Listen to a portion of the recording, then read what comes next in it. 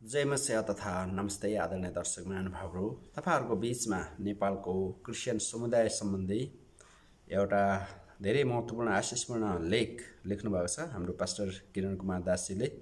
यो लेख मार्फत जय मसिह टिभीका दर्शकहरू साथसाथै नेपालको मण्डलीको बारेमा थाहा गर्न चाहने, बुझ्न चाहने बाइबलका विद्यार्थीहरूलाई के सहायता हुनेछ, नेपालको इतिहास, मण्डली इतिहास बुझ्न चाहेको लागि आशिष हुनेछ भनेर मैले यो लेख साभार गरिरहेको छु। किरण कुमार दास, क्रिस्चियन समुदायको राष्ट्रिय एकता, नेपाली क्रिस्चियन समुदायमा राष्ट्रिय नेतृत्वको अभाव। नेपालको क्रिस्चियन समुदायले आफ्नो अस्तित्व, पहिचान, धार्मिक स्वतन्त्रता र संरक्षणको निम्ति सङ्घर्षमय इतिहासको सुन्दर पुस्तक कोरेको छ। यी इतिहासका पृष्ठहरूमा धेरै विश्वासीहरू, पास्टर अगुवाहरूको आहुति, बलिदान र पसिनाले भरिएको हामी बीच प्रत्यक्ष र अप्रत्यक्ष लिखित र अलिखित रूपमा प्रमाणहरू छन्। यो देशमा 17औं शताब्दीबाट सुसमाचारको बिउ छर्ने काम परमेश्वरले सुरु गर्नुभयो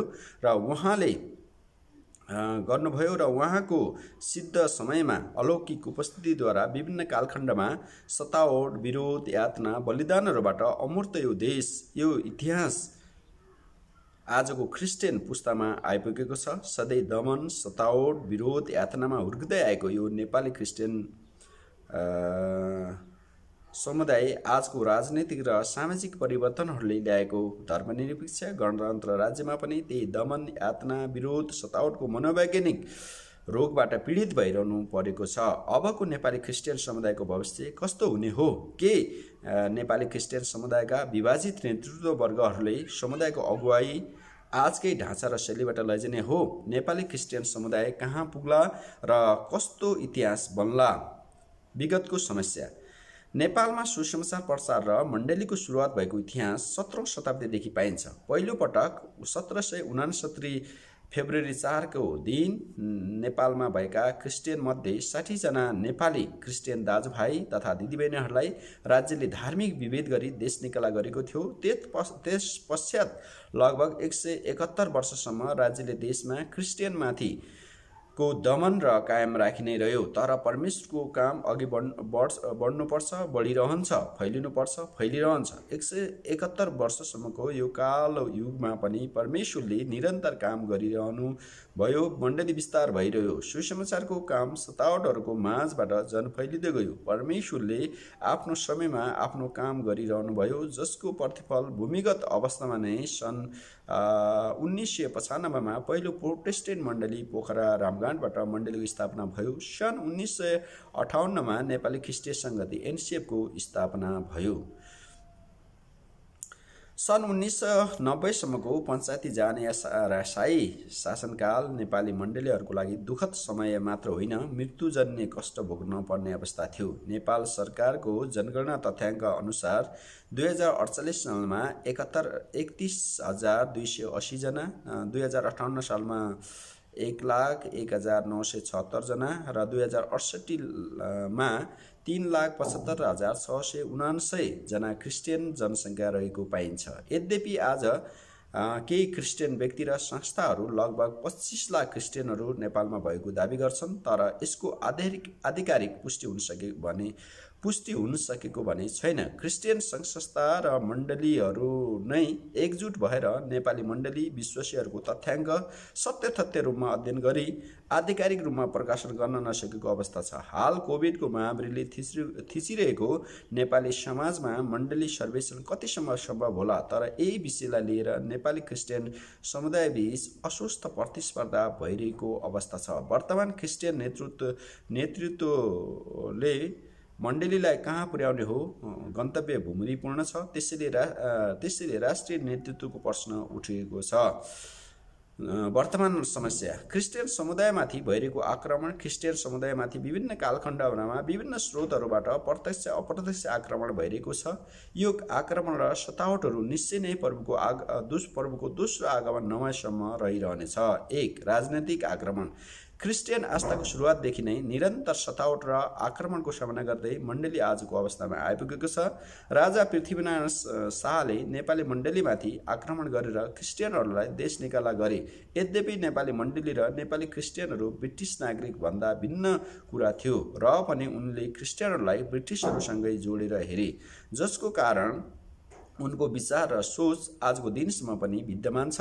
यसै कारणले होला नेपाली क्रिस्चियनहरूले यो देशको नागरिक भएर पनि कहिले पूर्ण नागरिक अधिकार समान रूपमा प्रयोग गर्न पाएनन्। 1990 साल पछिको बहुदलीय प्रजातान्त्रिक शासनकालमा आइपुग्दा राजनैतिक परिवर्तन मात्र नभएर राज्यले क्रिस्चियन नागरिकप्रतिको सोचको परिवर्तन ल्याउला भनेर मण्डलीले विचार गरिरहेको थियो। ठुला राजनैतिक परिवर्तनहरू यो देशमा आयो, तर क्रिस्चियन धर्मावलम्बीहरूप्रतिको राज्यले गरेको दमन विभेदहरूमा कहिले पनि परिवर्तन आउन सकेन। प्रजातान्त्रिक बहुदलीय व्यवस्थाको अभ्यास पनि असफल भयो। माओवादीले सशस्त्र आन्दोलन 10 वर्षसम्म गर्यो र देश लोकतान्त्रिक गणतन्त्र राज्य बन्यो। संविधान सभाद्वारा धर्मनिरपेक्ष राज्यको रूपमा देशलाई स्थापित गरियो, तर नयाँ नेपालको संविधानमा धार्मिक स्वतन्त्रताको सवालमा पनि त्यति प्रभावकारी हुन सकेन। यो स्पष्ट छ कि राज्यले क्रिस्चियन समुदायलाई समान धार्मिक अधिकार प्रदान गर्न चाहँदैन। मण्डली विरुद्ध क्रिस्चियन सेवा विरुद्ध कानुन नै निर्माण गरी मण्डलीमाथिको आक्रमणलाई अझ तीव्र रूपमा स्थापित गरिदिएको छ। नेपालको राजनैतिक परिवर्तनहरूका ती कालखण्डहरूमा मण्डलीले राज्यमा आफ्नो सहभागिता गराउने धेरै अवसरहरू पाएको थियो, तर मण्डलीका अगुवाहरूको कमजोरीले ती अवसरहरूको क्रिस्चियन समुदायले उचित सदुपयोग गर्न सकेन।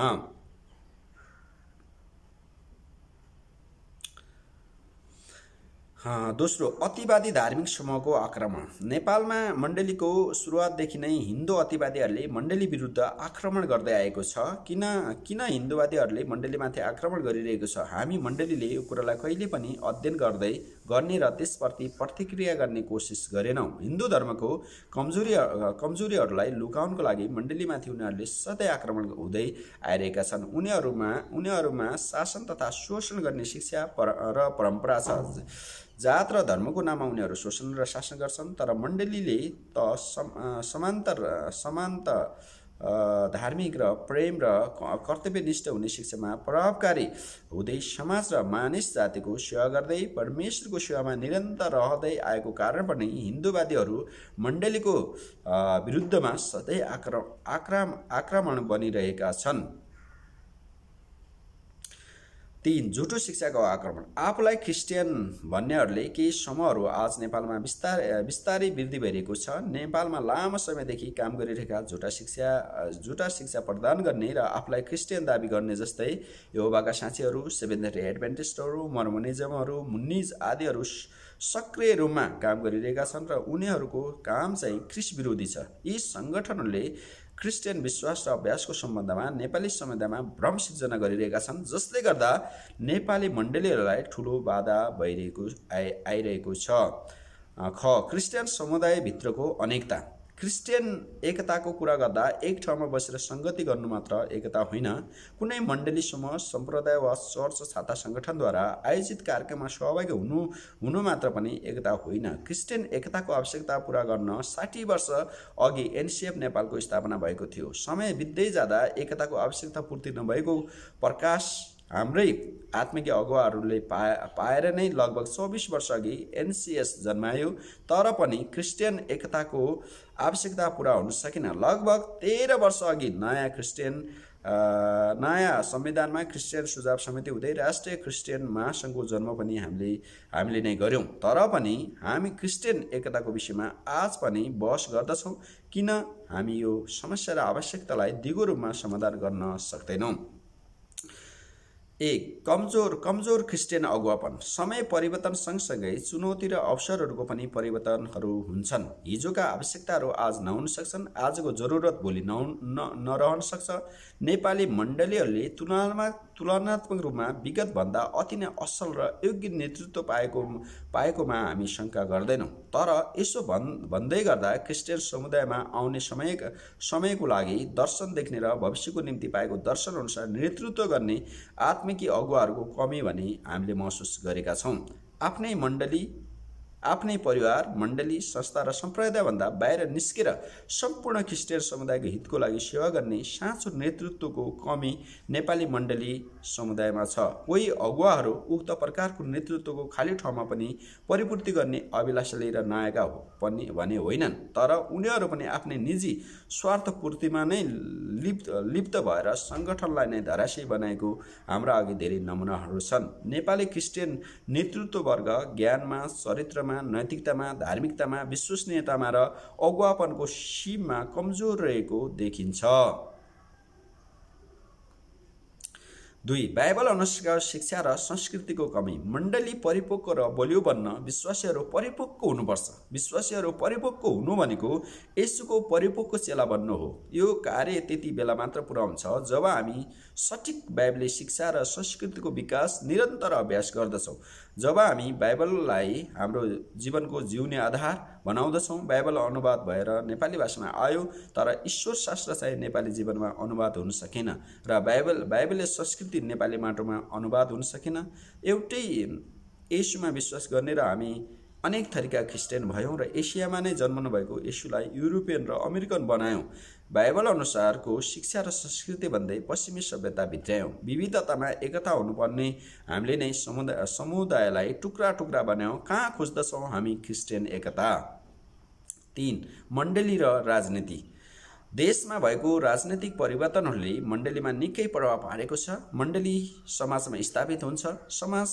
समाज भएर नै देश राष्ट्र बनेको हुन्छ। देश सञ्चालन र नेतृत्व सरकारले गरेको हुन्छ र त्यो सरकारलाई राजनीतिले नै जन्माएको हुन्छ। यसकारण मण्डलीमा पनि राजनीतिको प्रभाव कुनै न कुनै किसिमबाट पर्दछ। मण्डलीको नेतृत्वले नै मण्डली राजनीतिको प्रत्यक्षतालाई कायम राख्न सक्नुपर्छ। मण्डली र राजनीति अदृश्य सम्बन्धमा रहन्छन्, तर कति नेपाली मण्डलीका नेतृत्वहरूले मण्डलीलाई राजनीतिको जुवामा नारिदिए। पास्टरहरू पार्टी खोलेर विश्वासीहरूलाई कार्यकर्ता बनाए। राजनीतिक दलहरू फुटाले झै मण्डलीलाई टुक्रा टुक्रा बनाए र अनि उनीहरू नै भन्छन् क्रिस्चियन समुदायमा एकता छैन। मण्डली परमेश्वरको राज्य हो। मुक्ति र उद्धार यसको लक्ष्य हो। राजनीति मानिसको राज्य हो। समाज यसको लक्ष्य हो। चाहे क्रिस्चियन महासङ्घ होस् वा नेपाली क्रिस्चियन समाज, मण्डली र राजनीतिक अलग हुनुपर्छ र मण्डलीभित्र राजनीति हुनु हुँदैन। यसले त अनेकताको खाडलभित्र मण्डलीलाई पुरिदिन्छ। नेपाली क्रिस्चियन समुदाय आज राजनीतिक बहस गर्ने अवस्थामा आइपुगेको छैन। सत्यता यही हो, हामी देशमा 1.4% मात्र छौँ। 4. एउटै उद्देश्यका बहुछाता सङ्गठन। अस्तित्वमा रहेका मण्डली छाता सङ्गठनहरू राष्ट्रिय मण्डली सङ्गति नेपाल, नेपाल क्रिस्चियन समाज, राष्ट्रिय क्रिस्चियन महासङ्घ नेपाल फरक समय र परिस्थितिमा स्थापना भए पनि तिनीहरूको उद्देश्यहरू र कार्यक्षेत्रहरू एउटै हुनु नेपाली क्रिस्चियन समुदायको अनेकताको अर्को महत्त्वपूर्ण कारण हो। राष्ट्रिय मण्डली सङ्गति नेपाल तटस्थ सङ्गठन भए तापनि नेपाल क्रिस्चियन समाज र राष्ट्रिय क्रिस्चियन महासङ्घ भने एक आपसमा एकै उद्देश्य लिएर अन्तर्विरोध र द्वन्द्व र विवादमा फसिरहेको छ। एउटै उद्देश्य लिएर एउटै कार्यक्षेत्रमा आफ्ना दम्भ र स्वार्थ लिएर विवादपूर्ण कार्य गर्दा नेपाली मण्डलीहरू विभाजनमा पुगेछन्। चाहे धार्मिक पहिचानको विषय होस् वा सतावटमा परेका अथवा आस्थाका बन्दीहरूको न्यायिक सवालहरू हुन् वा मण्डली सर्वेक्षण नै किन नहोस्, यी दुवै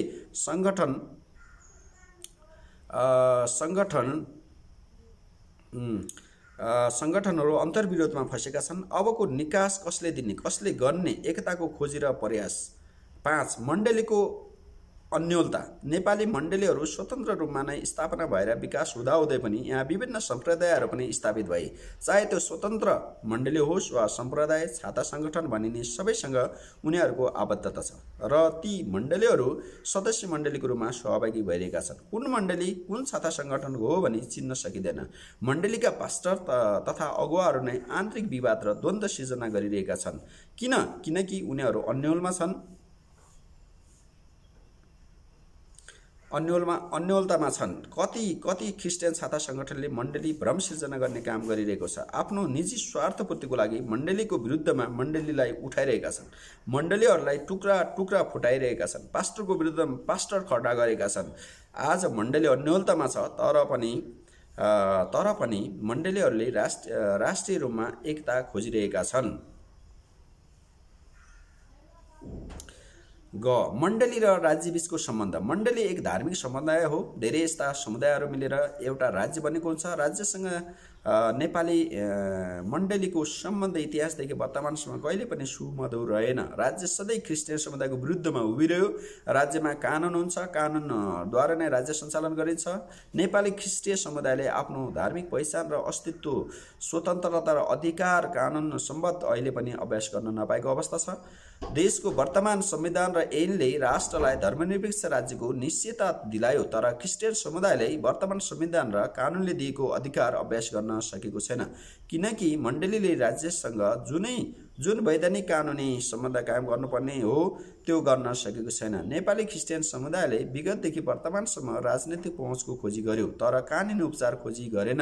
हामी यहाँ चुकिरहेका छौँ। इतिहासमा मण्डलीहरूले राजनीति गर्दा भोग्नु परेका विकराल दुर्घटनाको जानकारी हामीसँग छँदैछ। अब राजनीति नगरौँ, तर राज्यको नीतिलाई बुझौँ र संवैधानिक र कानुनी मार्गलाई अभ्यास गरौँ। राज्यले क्रिस्चियन धर्मलाई नेपालका मुख्य धर्ममध्ये एक भनी पहिचान दिइसकेको अवस्थामा संविधान अनुसार नै मण्डलीको पहिचान संस्थागत गर्नुपर्छ। यस विषयको निम्ति राजनीति गर्नु हाम्रो गलत प्रयास हुनेछ। 3. आजको आवश्यकता राष्ट्रिय एकता। आज नेपाली क्रिस्चियन समुदाय एक विषम परिस्थितिमा उभिएको छ। राजनीति तथा सामाजिक विकासक्रम र राज्यको नयाँ संरचना, देशको संविधान, ऐनहरूले हामी क्रिस्चियन समुदायलाई ठूलो चुनौती दिएको छ। राज्य धर्मनिरपेक्षता भए तापनि क्रिस्चियनहरूलाई वास्तवमै धार्मिक स्वतन्त्रता छैन। हामी माथि सुनियोजित प्रकारको प्रहारहरू तथा आक्रमणहरू भइरहेका छन्। राज्य रणनीतिक रूपमा मण्डलीको विरुद्धमा उत्रिएको अवस्था छ। साथै झुटा शिक्षाको आगमन र सक्रियताले मण्डलीमाथि अर्को प्रहार भइरहेको छ। राज्यबाट हामी असुरक्षित छौँ। यस प्रकारको परिस्थितिमा अब नेपाली मण्डलीहरू भिन्न समूह, भिन्न सम्प्रदाय, छुट्टै सङ्घ, झुट्टै संस्था भएर रहन सक्दैन। सम्पूर्ण नेपाली मण्डलीहरू अब एक भएर राष्ट्रिय रूपमा मण्डली एकता हुनुपर्छ। मण्डलीहरूको राष्ट्रिय एकताको विकल्प अब देखिँदैन। राष्ट्रिय रूपमा नेपाली मण्डलीहरू आफ्नो अस्तित्व र पहिचानसहित एउटै छातामुनि एकीकृत हुनुपर्छ। नेपाली मण्डलीको आवश्यकता राष्ट्रिय एकता हो। सम्पूर्ण नेपाली मण्डलीहरूलाई समन्वय गरी, सम्पूर्ण नेपाली मण्डलीहरू अटाउने गरी नेपाली मण्डलीको राष्ट्रिय नेतृत्व गर्ने अभिभावक समिति हुनुपर्छ। क्रिस्चियन समुदायको राष्ट्रिय नेतृत्व। वर्तमान अवस्थामा अस्तित्वमा रहेका मण्डलीहरूको छाता सङ्गठन राष्ट्रिय मण्डली सङ्गति नेपाल, नेपाल क्रिस्चियन समाज, राष्ट्रिय क्रिस्चियन महासङ्घ नेपाल जति नै आफ्नो दम्भ प्रकट गरे तापनि यी सङ्गठनले क्रिस्चियन समुदायको राष्ट्रिय नेतृत्व प्रदान गर्न सकिरहेका छैनन्। यी छाता सङ्गठनहरू जस्तै अन्य धेरै सङ्गठनहरू भोलि नजन्मलान् भन्न सकिँदैन। तिनीहरूको पनि व्यवस्थापन हुने गरी क्रिस्चियन समुदायको राष्ट्रिय नेतृत्व संरचना निर्माणद्वारा अब क्रिस्चियन समुदायको दीर्घकालीन एकता गर्न सकिन्छ। 1. राष्ट्रिय नेतृत्वको आवश्यकता।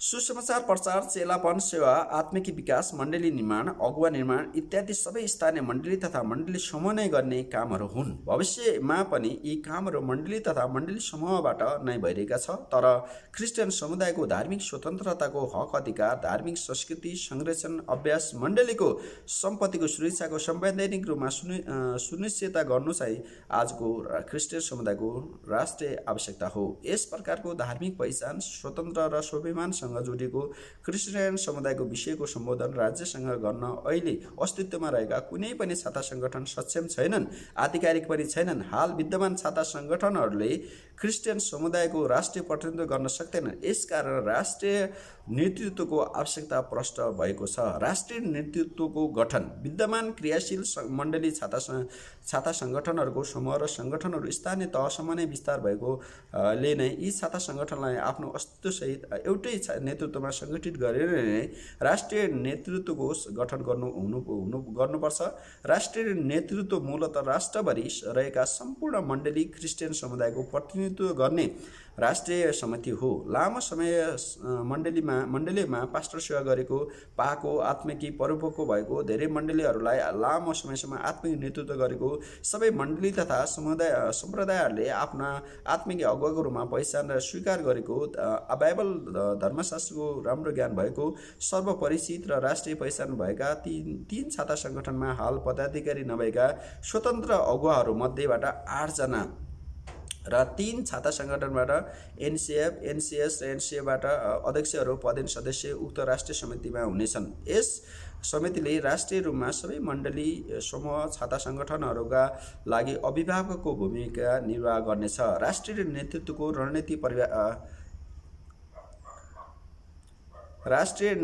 रणनीतिक प्रयास। राष्ट्रिय समिति नेपाली क्रिस्चियन समुदायको एक अभिभावक नेतृत्व हो। यसले राष्ट्रभरिका रहेका मण्डली समूह र मण्डली छाता सङ्गठनहरूलाई एकतामा राखेर समग्र क्रिस्चियन समुदायको हितको लागि उनीहरूलाई पहिचान गर्दछ। समयमा आउन सक्ने विवाद, अन्तर्द्वन्द्व र समस्याहरूलाई छलफलको माध्यमबाट समाधान गर्नेछ। क्रिस्चियन समुदायको राष्ट्रिय सवालहरू आवश्यकता पर्दा सम्पूर्ण मण्डलीहरूलाई एक ठाउँमा उभिन अव्यवस्था गर्नेछ। आज मण्डली छाता सङ्गठन र एक ठाउँमा उभिन नसक्नु, एकतामा रहेर संयुक्त सहकार्य र सहभागिता गर्न नसक्नु क्रिस्चियन समुदायभित्रको जटिल समस्या हो। राष्ट्रिय समिति तथा नेतृत्वको रणनीतिक रूपमा यी समस्याहरूलाई समाधान गर्न सक्नेछ। अस्तित्व र सहितको एकता। एनसिएफ, एनसिएस र क्रिस्चियन महासङ्घ आजका क्रियाशील छाता सङ्गठन हुन्। राज्यमा रहेका लगभग सम्पूर्ण मण्डलीहरू यिनै 3 सङ्गठनसँग आबद्ध छन्। यी सङ्गठनहरूभित्रको अस्तित्व छ। उनीहरूको अस्तित्वलाई कायम राखेर सम्मानपूर्ण राष्ट्रिय समितिको सहभागिता गराउनुपर्छ। उनीहरूको उद्देश्य, कार्यक्रम, क्षमता र सम्भावनाहरूलाई पहिचान गरी राष्ट्रिय विषयमा आपसी सहकार्य, सहभागितालाई पारदर्शिता, इमानदारिता, विश्वसनीयताका साथ एक ठाउँमा संयुक्त रूपमा खडा गराउनु पर्दछ। यसरी गरिएको राष्ट्रिय एकता नै अस्तित्व सहितको एकता हो। राष्ट्रिय नेतृत्व समितिले रणनीतिक रूपमा यो काम गर्नुपर्छ। राष्ट्रिय सम्मेलन। सम्पूर्ण मण्डली समूह तथा छाता सङ्गठनहरूको प्रतिनिधित्व हुने गरी राष्ट्रिय भेलाको आयोजना गरिनुपर्छ। यो राष्ट्रिय सम्मेलनले क्रिस्चियन समुदायको राष्ट्रिय समितिको आवश्यकता र औचित्यलाई प्रष्ट बनाउँछ।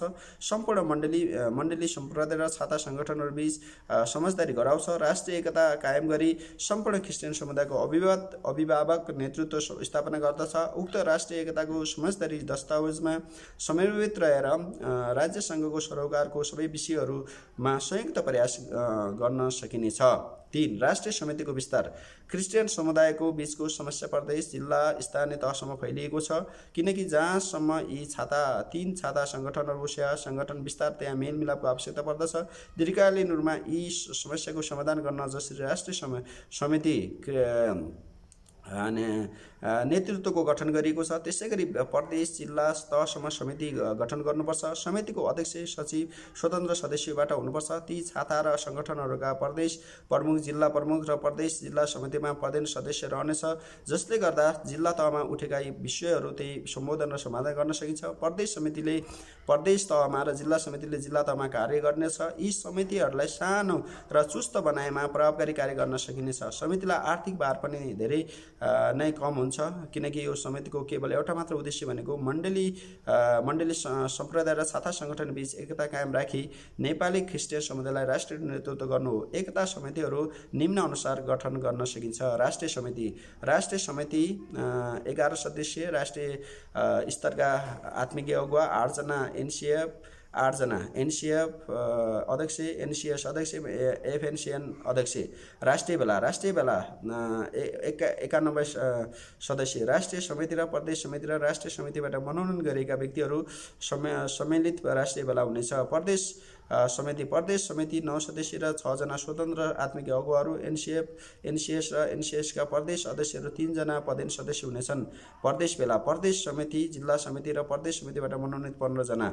जिल्ला समिति 7 सदस्य र 4 जना स्वतन्त्र आत्मिक अगुवाहरू, एनसिएफ, एनसिएस र एफएनसिएनका जिल्ला अध्यक्ष 3 जना पदेन सदस्य हुने। निष्कर्ष। यसुले हामीहरूको लागि परमेश्वर पितासँग यसरी प्रार्थना गर्नु भएको छ, जुन महिमा तपाईँले मलाई दिनुभएको छ मैले तिमीहरूलाई दिएको छु, ताकि हामी एक भए चाहिँ तिनीहरू पनि एक हुन्। युहन्ना 17:22। राष्ट्रिय एकताको विकल्प छैन। छाता सङ्गठन र आफ्नो दम्भ त्यागेर भुलहरू स्वीकार गर्दै एकअर्काको अस्तित्वलाई ग्रहण गर्दै संयुक्त रूपमा सम्मानजनक सहकार्य र सहभागिता गर्न अब राष्ट्रिय नेतृत्वको लागि राष्ट्रिय समिति गठन हुनुपर्दछ। अझै पनि ढिलो भएको छैन। अहिले नगरे कहिले गर्ने, हामीले नगरे कसले गर्ने। प्रार्थना सहित आफ्नो मण्डली समूहमा छलफल गरौँ, बहस गरौँ, पैरवी गरौँ र दीर्घकालीन निकास गरौँ। पास्टर किरण दास, 18 कार्तिक 2077। आदरणीय दर्शक महानुभावहरू, यो चाहिँ पास्टर किरण कुमार दासले नेपाली मण्डलीमा भएका विकृति विसङ्गतिहरूलाई पन्छ्याएर एकतामा कसरी जान सकिन्छ र नेपाली मण्डलीमा समस्या आउँदा मर्दा पर्दादेखि लिएर धेरै र राज्यले हामीलाई हेला गरेको अवस्थामा कसरी एक हुनुपर्छ भन्ने उहाँको विचारहरू एकदमै असलपूर्ण ढङ्गले दिनुभएको छ। यो सुनेर तपाईँहरू पनि आशिषित हुनुभएको छ। तपाईँको प्रतिक्रिया यहाँ जेएमसी टिभी तल गर्नुहोस्। प्रभुले आशिष दिउन्। धेरै धन्यवाद। जेएमसी।